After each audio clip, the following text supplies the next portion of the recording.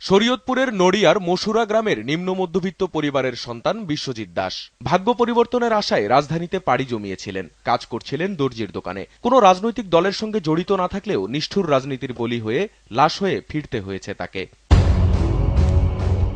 রোববার 18 দলের অবরোধে দোকানে যাওয়ার সময় বাহাদুর শাহ পার্কের কাছে ছাত্রলীগ আর বিএনপিপন্থী আইনজীবীদের পাল্টাপাল্টি ধাওয়ার মধ্যে পড়ে যান বিশ্বজিৎ। জামাত বা বিএনপির কর্মী সন্দেহে তাকে অমানবিকভাবে পিটিয়ে হত্যা করে জগন্নাথ বিশ্ববিদ্যালয় ও কবি নজরুল সরকারি কলেজ শাখা ছাত্রলীগের কর্মীরা। বিশ্বজিৎকে হত্যার সঙ্গে অগ্রণী ভূমিকায় ছিলেন নূরে আলম লিমন, জগন্নাথের রাষ্ট্রবিজ্ঞান বিভাগের প্রথম ব্যাচের ছাত্র। ক্যাম্পাসের আশপাশে চাঁদাবাজি, ছিনতাইসহ নানা অপরাধে তার জড়িত থাকার অভিযোগ আছে। রফিকুল ইসলাম শাকিল ইসলামের ইতিহাসের ছাত্র।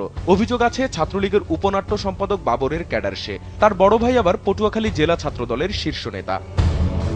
মাহফুজুর রহমান নাহিদ বাংলা বিভাগের ছাত্র। তার বিরুদ্ধে সূত্রাপুর ও কোতোয়ালি থানায় একাধিক মামলা আছে। 6 মাস আগে ছাত্রলীগ থেকে বহিষ্কৃত হলেও শাখা ছাত্রলীগের সভাপতি শরীফুল ইসলামের আস্থাভাজন কর্মী সে।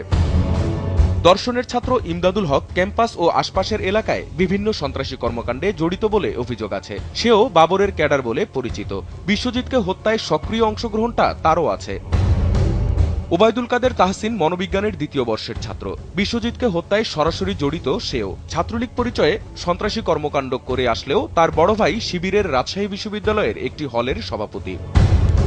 এছাড়াও জগন্নাথ বিশ্ববিদ্যালয়ের ছাত্রলীগ কর্মী, অর্থনীতি প্রথম ব্যাচের নাইম ইসলাম, রাষ্ট্রবিজ্ঞানের 2য় ব্যাচের শাওন ও আজিজ, ইতিহাসের 3য় ব্যাচের সাইফুল ইসলাম, রসায়নের 3য় ব্যাচের রাজন, ব্যবস্থাপনার 2য় ব্যাচের তমাল, বাংলা বিভাগের 3য় ব্যাচের বাবু, ব্যবস্থাপনার 3য় ব্যাচের তানভীরও অংশ নেয় এ হত্যাযজ্ঞে। হত্যার দিন মাত্র 10 থেকে 15 গজ দূরেই অবস্থান ছিল পুলিশের। দাঁড়িয়ে নির্মম এ হত্যাকাণ্ড দেখেছেন লালবাগ জোনের উপকমিশনার হারুনুর রশিদের নেতৃত্বে অন্তত 30 থেকে 40 জন পুলিশ সদস্য।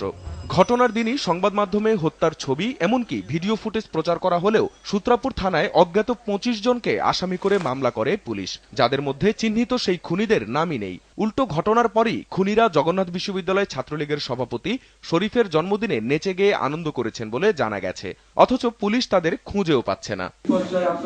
এমন অবস্থায় স্বরাষ্ট্রমন্ত্রী দাবি করেছেন বিশ্বজিৎ হত্যার সঙ্গে জড়িত 8 জনকে গ্রেপ্তার করা হয়েছে। যে 8 জনকে গ্রেপ্তার করা হয়েছে এবং আরো কয়েকজনকে যে গ্রেপ্তার করা হবে, আজকেই গ্রেপ্তার করা হবে, তাদের সকলের পরিচিতি আমরা জেনেছি।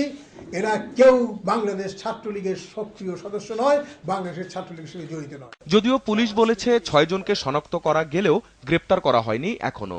আর বিশ্বজিৎ হত্যার ঘটনাটিকে একটি নিছক বিচ্ছিন্ন ঘটনা হিসেবেই দেখছেন আইন প্রতিমন্ত্রী। বিশ্বজিতের যে ঘটনা সেটা একটা বিচ্ছিন্ন ঘটনা।